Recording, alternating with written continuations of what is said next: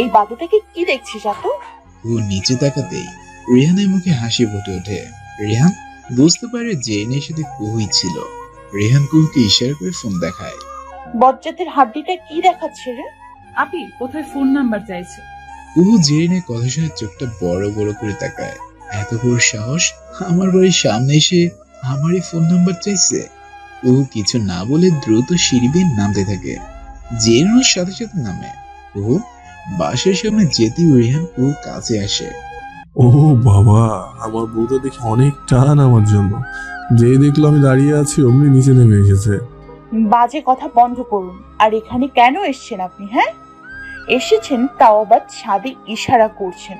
লোকে দেখলে কি ভাববে বলুন তো? কি ইশারা করছিলাম বুঝতে পারোনি? ফোন নাম্বার দাও। রেহান রেগে কুহুর দিকে তেড়ে আসতেই কুহু এক দৌড়ে বাড়ির ভিতরে চলে যায়। পালিয়ে বাঁচতে পারবে না। কাল এসো ভার্সিটিতে, পরে বুঝতে পারবে পালানোর মজাটা কি। রেহান চলে যেতে নিলে কেউ পিছন থেকে ডাক দেয়। রেহান পিছনে ফিরে তাকিয়ে দেখে জেরি। হাই, আমি জেরিন। তোমার সাথে হাই হ্যালো করার সময় আমার নেই। যদি পারো তো কুহুর ফোন নম্বরটা দাও। রেহানের কথায় জেরি মারাত্মক রেগে যায়। তার মতো এত সুন্দরী মেয়েকে কত কত ছেলে পড়াতে চেয়েছে, কেউ সাকসেস হতেই পারেনি।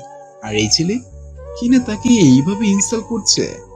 জেরি নিজেকে কিছুটা সামনে নিয়ে হাতে থাকা একটা কাগজের টুকরো রেহানের দিকে এগিয়ে দেয়। কি এটা? আপনি যেটা চাইছিলেন সেটাই। I you sure? একদম। ওকে থ্যাঙ্কস বলে কাগজের টুকরোটা হাতে নিয়ে সেখান থেকে চলে আসি। জেরিন তো মনে মনে নাগিন ডান্স দিচ্ছে। যাক, এতদিনে তার মনে আসে পূরণ হলো। জেরিনের বাসায় চলে আসতেই দেখে কুহু দাঁড়িয়ে আছে। তুই ওই ছেলের সাথে কি কথা বলছিলি? এমনি কিছু না। দেখ জেরি, ছেলেটা ভালো না। যদি ভালো হতো আমি তো তোকে হেল্প করতাম বল। আমি তো চাইবো না জেনে শুনে আমার বোনকে একটা বখাটে ছেলের পাল্লায় ফেলতে। আপি আমি কারো পাল্লায় পড়িনি বলেই চলে আসে। তুই যে কেন বুঝতে পারছিস না ছেলেটা সত্যিই তোর জন্য পারফেক্ট না রে। আজ তো বখাটে ছিল ও। এদিকে রেহান বাসায় এসে ফ্রেশের নাম্বারটা হাতে নেয়। একবার ফোন করে দেখবো। দেখি, নিশ্চয়ই অবাক হয়ে যাবে আমার কোকিল পাখিটা। ওর বোনটা হেল্প না করলে তো মহারানী ফোন নাম্বারটাই পেতাম।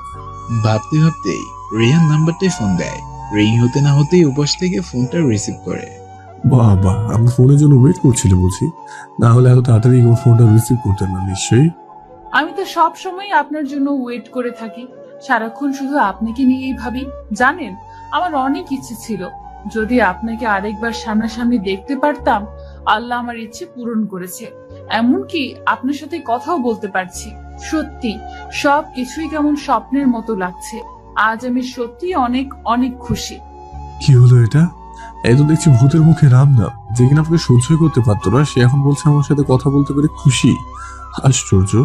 আর গলা স্বরটা কেমন কেমন লাগছে। কি জানি, কুহুর সাথে তো কোনো ফোনে কথা হয়নি। ফোনে তো সবার স্বরই পাল্টে যায়। না, হতেই পারে এমন, কিন্তু হঠাৎ এমন বিহেভ করছে কেন? পাগল টাগল হয়ে গেল নাকি? এই যে মিস্টার, কথা বলছেন না কেন? হ্যাঁ বলুন। না মানে বলো। নিশ্চয়ই খুব অবাক হচ্ছেন আমার মুখ থেকে এসব কথা শুনে। আসলে কি জানেন, অনেক মেয়েরা তো কখনো মুখ ফুটে কিছু বলতে পারে না। কাউকে ভালোবাসার কথা তো নাই। আমিও সেই রকমই একজন। আপনাকে প্রথম দেখেই ভালোবেসে ফেলেছি, কিন্তু আমার বিহেভিয়ার দেখে বুঝাইনি। ইভেন আপনাকে মুখেও বলিনি। তাই হয়তো আপনার অবাক লাগছে। কি তাই তো? আয়ো ওকে কুহু? কেন, আমার আবার কি হবে? আপনার কি মনে হয় আমার মাথা খারাপ হয়ে গেছে?